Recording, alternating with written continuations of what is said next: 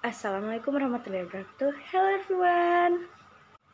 Today we are going to talk about recount text. Do you know recount text? Recount text the text based on your experience. Jadi, recount text adalah jenis teks dalam bahasa Inggris yang menceritakan kembali peristiwa, perbuatan, atau pengalaman seseorang di masa lalu, di mana tujuannya untuk memberikan informasi dan menghibur pembaca dengan bentuk restoring story.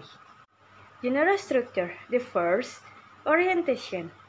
Introduction the participant, place, and time, yaitu menceritakan latar belakang informasi tentang siapa, di mana, kapan suatu peristiwa terjadi. The second, events. Describing series of events that happened in the past, yaitu menceritakan peristiwa atau kronologi kejadian secara berurutan. The last, reorientation. Starting personal comment of the story, yaitu kesimpulan cerita sekaligus penutup, di mana dalam penutupan ini kamu bisa memberikan opini terkait cerita tersebut. Language features. The first, introduction personal participant. Biasanya dalam recount text diawali dengan I, my family, my friend, attention, dan lain-lain. The second, using chronological events. Untuk menggunakan suatu kejadian yang ke kejadian yang lain, kita menggunakan first, then, attention.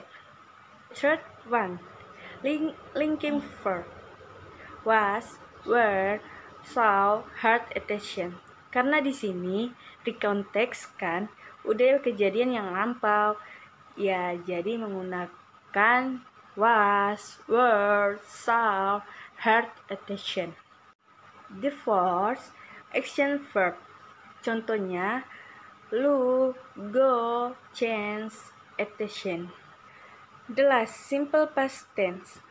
Masih ingat kan pembelajaran kita tentang simple past tense? Jadi di sini kita menggunakan simple past tense. Jenis-jenis recount text. The first, personal recount, yaitu menceritakan kembali pengalaman penulis di masa lampau. The second, factual recount, yaitu menceritakan peristiwa yang benar-benar terjadi atau yang dipaparkan kembali dalam factual recount. The last, imaginative recount, yaitu menceritakan hal yang fiktif atau imajinatif. Example, orientation terdapat di paragraf pertama, events terdapat di paragraf kedua, dan orientation terdapat di paragraf ketiga. Kenapa orientation terdapat pada paragraf pertama? Karena dia menyangkut on free day. Terus events kenapa berada di paragraf kedua? Karena dia menceritakan hari di mana mereka pergi. Dan orientation itu adalah penutup dari semua apa yang terjadi dari awal sampai terakhir. Bagaimana menurut kalian? Gampang kan mempelajari recount text?